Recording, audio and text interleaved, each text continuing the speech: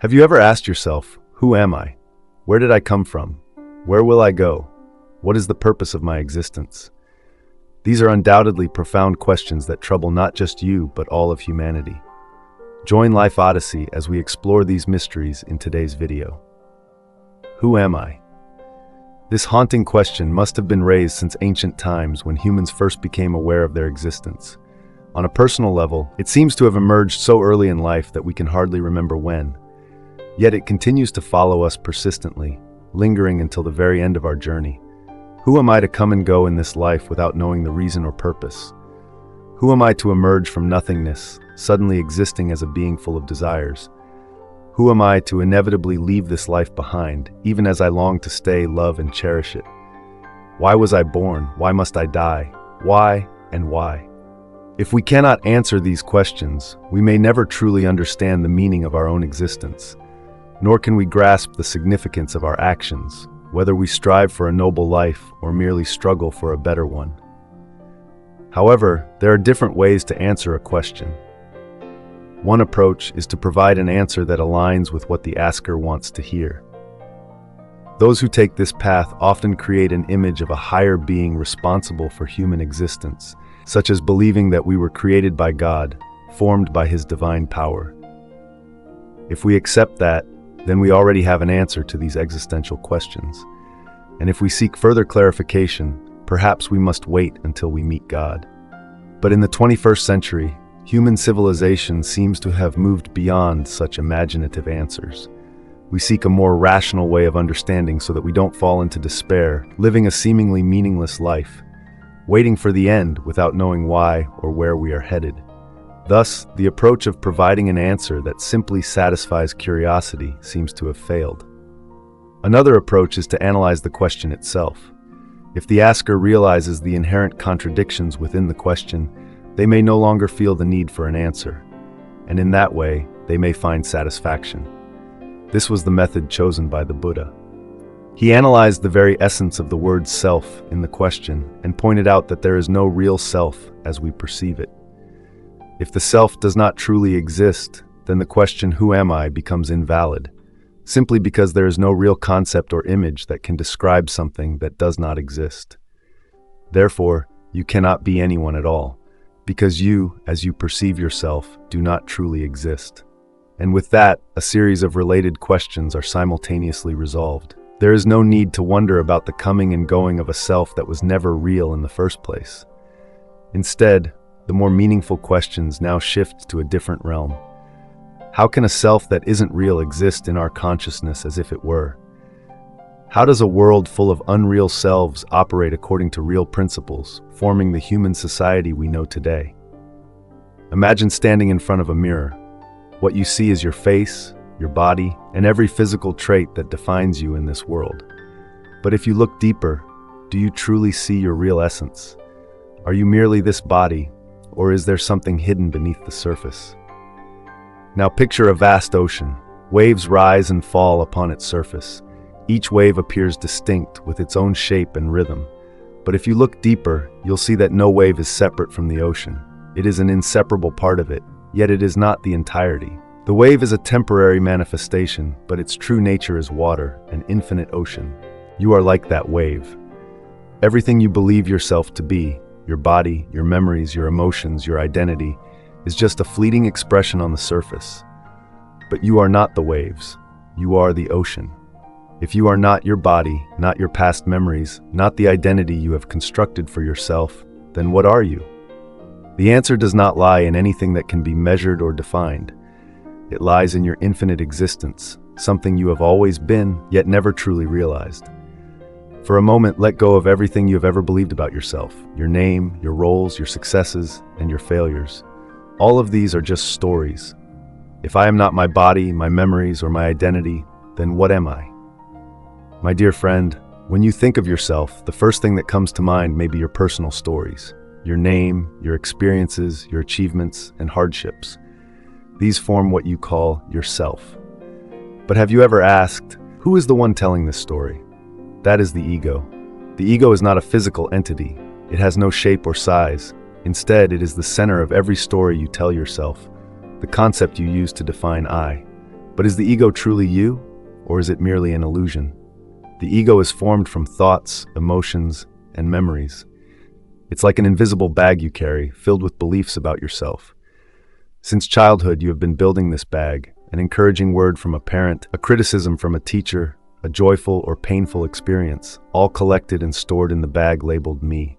Over time, you begin to identify with this bag. You think, I am successful, or I am a failure, I am funny, or I am shy. But stop for a moment and reflect. Are these thoughts and memories really you? They come and go, shifting throughout different phases of life. If they change, how can they truly define who you are? Let's look at a real-life example. Imagine you experience a major failure at work. Your ego immediately jumps in and whispers, I'm a failure. I'm not good enough. These thoughts aren't just words in your head. They carry emotions, sadness, shame, even anger. These emotions start to control your actions. You might withdraw, avoiding new opportunities out of fear. But look closer. Those thoughts are not the truth. They are merely the ego's way of protecting itself, of maintaining the story it has created about you. If you believe that story, you become trapped in a cycle of suffering. The ego doesn't just limit you with negative thoughts. It is also the source of desire and comparison. It says, I'll be happy when I have this, or I need to be better than others to feel worthy. But have you ever noticed that even when you achieve what you want, the ego quickly shifts to the next goal? It is never satisfied. It's like a bottomless well, always needing to be filled, but never full. Imagine watching a movie. You become completely absorbed in the story, feeling joy when the main character succeeds and sorrow when they fail. But then you realize it's just a movie. The characters aren't real. They're just images on a screen. The ego is like the main character in a movie. You create it, invest emotions, time, and energy into protecting it. But when you look closely, you'll see that it is just a story, a collection of passing thoughts and feelings. The biggest question here is, what happens if you let go of the ego? It doesn't mean you lose self-awareness or become a nobody. Instead, you realize that you are not the story you tell yourself. You are the awareness, the space in which the story appears and dissolves. The ego is just an illusion, a mental construct, a temporary framework that we mistake for our true selves. But your real essence goes beyond all of that. It is not bound by thoughts, emotions, or memories. So, without the ego, who would you be? At first, this idea may feel unsettling, but it is also the doorway to true freedom. When you are no longer bound by the ego, you don't need to defend or prove your worth. You are no longer controlled by fear or ambition. Instead, you experience life fully, as it is, without the veil of illusion. In a moment of stillness, you look back on your entire life, from the day you were born, your earliest memories, your successes, your failures, up to this very moment. Everything seems to be shaped by the flow of time, a journey from a starting point to an inevitable end. But what if everything you believe about yourself, the story of birth and death, is merely an illusion? The idea that you were never truly born may sound paradoxical, but this isn't a denial of the physical reality of your body or the world around you. Instead, it is an invitation to look deeper, beyond the surface of conventional perception, to discover a timeless truth. Your true nature has no beginning and no end. Let's start by understanding the nature of time. Time, as we experience it, appears to be a sequence of events, past, present, future. We place ourselves in this stream, believing there is a starting point when we are born and an end point when we die. But does time really exist in this way? Or is it simply a construct of the human mind, an attempt to organize experiences into meaning? Your true nature does not exist in time. It is awareness itself, the unchanging space in which all experiences arise and dissolve. It is like the vast sky above. Whether the sun shines, the rain falls, or storms rage, the sky remains expansive and unaffected by what happens within it. Dark clouds may come and go, but the sky itself is never altered. You are that sky, while your thoughts, emotions, and life events are merely passing clouds. They appear, shift, and disappear. But your unchanging essence, pure awareness, remains ever present. You were not born with your roles or your stories, and you do not disappear when they end. Who you truly are transcends all of it. Consider this. If you have no beginning, does the fear of an ending still hold any meaning? We fear death because we believe it is the final point. the end of the self. But when you realize that the self is just a story, and that you are the awareness in which that story unfolds, fear dissolves. The philosopher Alan Watts once said, "What you truly are never begins and never ends." It is like the ocean, where each wave rises and fades away, but the water remains. You are the water, not the wave. To make this clearer, imagine a dream. In the dream, you might experience an entire lifetime, from birth to growing up to eventually passing away. But when you wake up, you realize it was all an illusion. No one was truly born or died in that dream.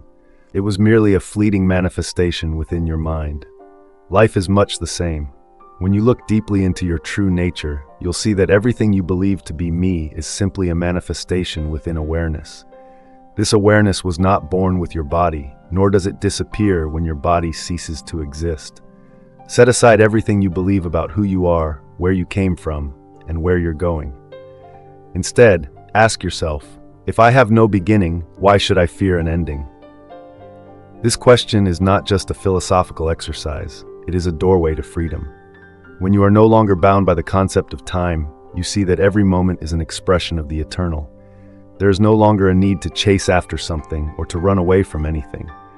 You simply are, right here, in this moment. The truth that you were never truly born is not a denial of life. On the contrary, it is an affirmation that you are not limited by the stories you tell yourself. This realization frees you from fear and suffering, allowing you to live fully, as you truly are, an infinite, boundless awareness, untouched by time or space. You are something limitless, unbound, unborn, and never-ending. Now imagine yourself standing in a room full of mirrors. Each mirror reflects a different image. In one, you are a parent. In another, you are successful. In another, a failure. In yet another, you are funny, shy, confident, or insecure. But among all these reflections, is any one of them truly you? Or are they just temporary appearances, dependent on the angle of the mirror? This is precisely how the ego operates. It creates countless images of you and convinces you that one of them is your true self. But the ego is not you. It is merely a collection of stories you have unknowingly believed. The ego derives its power from our very belief in it. As Rumi once said, "You are not a drop in the ocean. You are the entire ocean in a drop." This does not mean you must abandon your personality or responsibilities. Instead, it means recognizing that your true nature is infinite, unbound by the stories of the ego. When you return to awareness, you are no longer controlled by the narratives the ego tells. You begin to live in freedom, without the need to defend or prove your worth. Instead of clinging to an identity, you simply live as you are. And this freedom is not something you need to seek. It is your very nature. It has always been here, always free. When you live without being ruled by the ego, your actions are no longer driven by thoughts like, "What will I gain from this?" or "What will others think of me?" Rather than being motivated by desire or fear, your actions arise naturally from the situation itself. You no longer feel the need to prove your worth or compare yourself to others. Think about how a bird builds its nest. It doesn't meticulously plan or wonder if its nest is better than another bird's. It simply does what needs to be done, naturally and completely.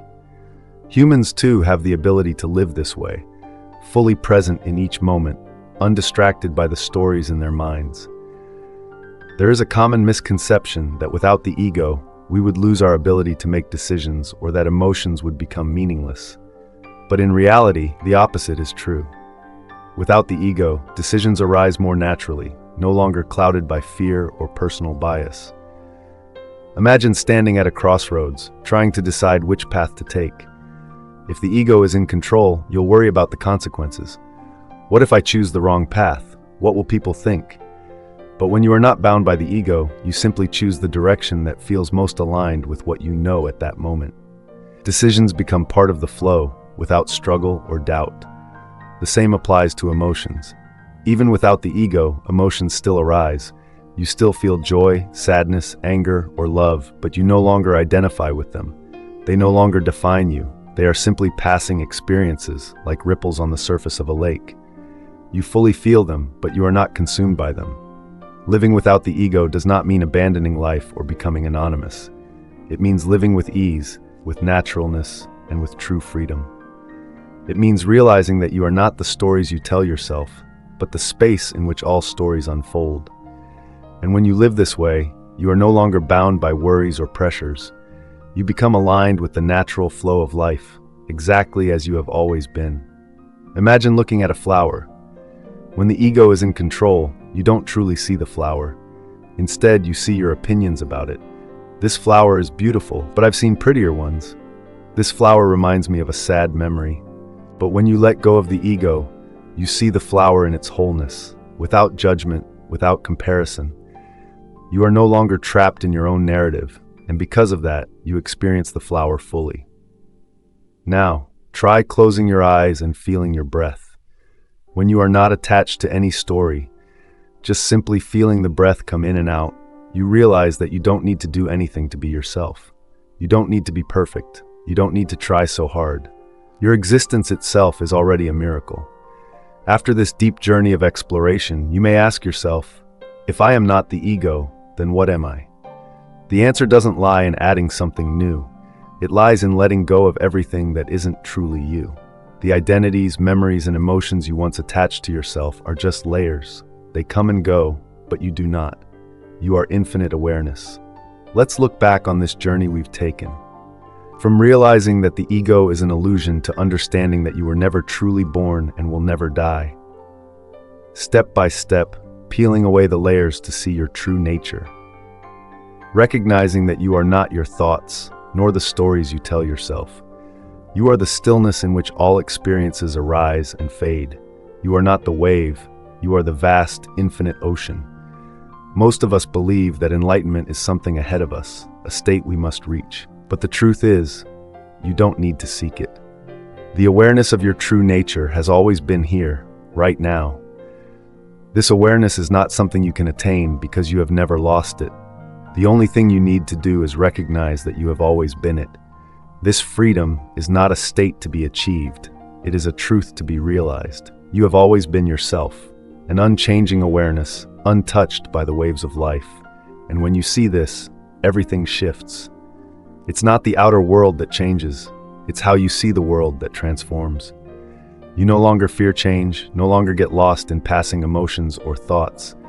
You move with lightness, ease, and harmony with the flow of life. Let this message bring our journey to a close. You don't need to do anything to be yourself. Let go of every illusion, every burden you've carried. Freedom is not something you need to achieve. It's something you have always had within you. The modern world presents endless pressures: work, family, society, and even the invisible expectations we place on ourselves. When we fail, we often feel worthless, lost, and even question our own value. But remember, failure does not define you. It is merely a small wave in the vast ocean of your life. Look at history's greatest figures. Steve Jobs was once fired from the very company he founded, only to return and transform Apple into a tech empire. Joanne Rowling faced multiple rejections before Harry Potter changed the world. If they had given up in the face of failure, we would never have known their incredible achievements. So don't let difficult moments cloud your inner potential. Every failure is a lesson, and every pressure is an opportunity for growth. You are not defined by what happens to you. You are defined by how you rise from it. Keep moving forward, because the road ahead is still waiting for you. I hope you found this video helpful. If you enjoyed today's content, don't forget to hit that like button. And if you think my content is valuable, consider subscribing to the channel. It really helps more people discover it. Thanks for watching, and I wish you and your family good health and peace. See you in the next video.